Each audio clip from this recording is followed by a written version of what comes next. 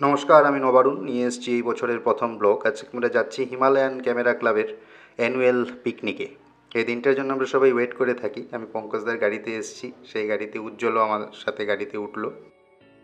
তারপর আমরা চলে গেলাম নকশালবাড়ির দিকে। আপনার অটল পার করার পর ডান দিকে একটা রাস্তা ঢুকে যায়, একটি গ্রাম, কমসে কম 5 কিলোমিটার। সেই গ্রামের ভেতর দিয়ে যাওয়ার পর আমাদের ডেস্টিনেশন আমরা পাবো। ডেস্টিনেশনটার নাম কি এটা একটু পরেই জানতে পারবেন। ভিউটা খুবই সুন্দর। চিল 65 রেস্টুরেন্ট, যেখানে আজকে আমরা যাচ্ছি, বুক করা হয়েছে পুরো রেস্টুরেন্টটা। আমরা এখানে সেকেন্ড টাইম যাচ্ছি। লাস্ট যে আমাদের পিকনিক হয়েছিল 2023-এ, সেটাও এখানেই হয়েছিল। তো জায়গাটা সবেরই খুব পছন্দ, খুব নিরিবিলি জায়গা, গাছ আছে। দীপন্ন স্যার আমাদের প্রেসিডেন্ট পৌঁছে গেছেন চিল 65 রেস্টুরেন্ট। আর এই গাছটার কথা কি বলবো, ভিডিওতে অনেকবারই গাছটা দেখতে পাবেন। আমি আর অমিত একটু যাচ্ছি, ভাবলাম আসার পরে একটু রিফ্রেশ হয়ে আসি, তারপরে পিকনিক শুরু করব। আমরা রিল্যাক্স করলাম অমিতদের সাথে। এখন দুই ভাই আবার এসছে, রূপা আর কৌশিক। নিজেদের মতো টাইম কাটানোর পর শুরু হয়ে গেল কমিটি মেম্বার্সদের ডিসকাশন, যে পিকনিকটাকে কী করে সুন্দর করা যায় আরও। তো সবাই আমরা আলোচনা করা শুরু করলাম যে কী কী করা যেতে পারে। একটু নাচ গান হবে, একটু খেলাধুলা হবে, সবাই নিজের মতন করে টাইম কাটাচ্ছিল।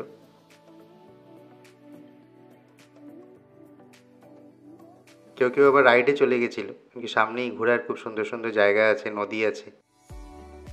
ছোটরা বড়রা সবাই নিজের মতন করে এনজয় করছে। ক্রিকেট খেলাও শুরু হয়ে গেল। সবথেকে ইন্টারেস্টিং হলো এই গাছটার স্টোরি। দীপন্ন স্যার, যিনি ফরেস্ট অফিসার ছিলেন, আমাকে জিজ্ঞাসা করলেন যে এই জলটা কোথা থেকে এলো। তারপরে জানতে পারলাম এই দূরে একটি নদী আছে, এই যে পাহাড় দেখতে পাচ্ছেন, ওখানে নদী আছে।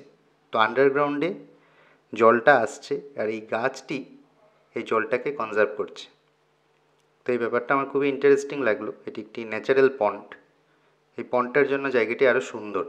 যখন আপনি গাছের নিচে বসবেন তখন আরও ভালো লাগবে।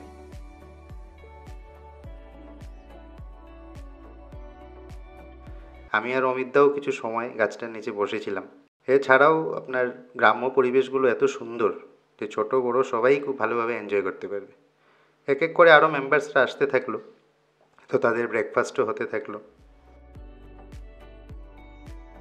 ইতিমধ্যে আমাদের মধ্যে উপস্থিত হয়ে পড়ছেন মিস্টার সম্রাট এন্ড মিসেস সুরুদি। তোমার দুজনকে আমাদের 142তম পিকনিকে স্বাগত। ক্রিকেট খেলা শেষ হওয়ার পর আমরা শুরু করলাম আমাদের নেক্সট চ্যাপ্টার, মিউজিক্যাল চেয়ার। আমরা প্রত্যেকবারই এটা করি, খুব ইন্টারেস্টিং গেম। আপনারা হয়তো অনেকেই জানেন। মানুষ খুব ভালো খেলে, সবাই এটা অতটা ভালো খেলতে পারে না। অনেক সময় চেয়ার থেকে পড়ে যায়, চেয়ার ভেঙেও যায়। কেউ কেউ খুব এক্সাইটেড থাকে, যেরকম পঙ্কজদাকে আপনারা দেখতে পাচ্ছেন, খুব এক্সাইটেড হয়ে নাচছে, সঙ্গে অমিত দে। তো এখানে গেমটা খেলার মেন উদ্দেশ্যটাই হলো টাইমটাকে খুব ভালো করে কাটানো। তো এক এক করে সবাই আউট হয়ে যাচ্ছিল, কিন্তু মানস ঘোষ খুব ভালো খেলে। এই বছরও মানুষ খুব ভালো খেলেছে।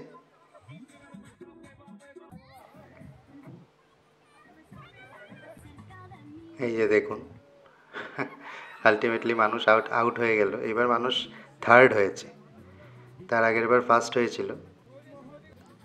আর এবারের আমাদের উইনার অনামিকা বৌদি, পঙ্কজদার ওয়াইফ।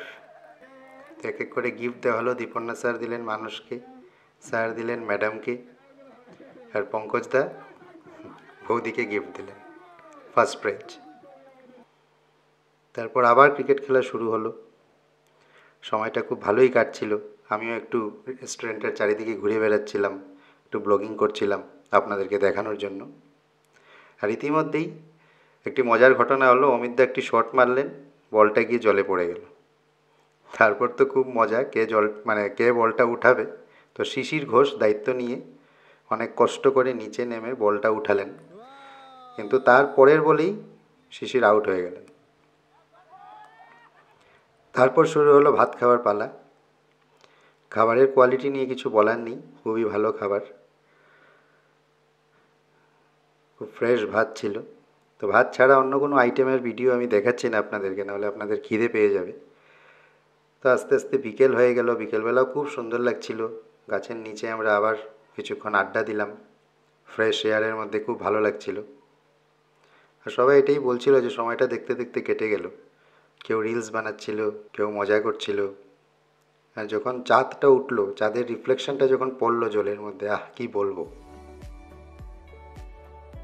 তারপর শুরু হলো একটু অন্ধকার হতেই হাউসি খেলা। হাউসি আপনারা না খেললে খেলবেন, আমার ভাগ্য সাথ দিল না। খুব ইন্টারেস্টিং গেম। তারপর লাস্টে আমরা একটু নাচানাচি করলাম, আবার মিউজিক বাজিয়ে সবাই নিজেদের মতন এনজয় করলো।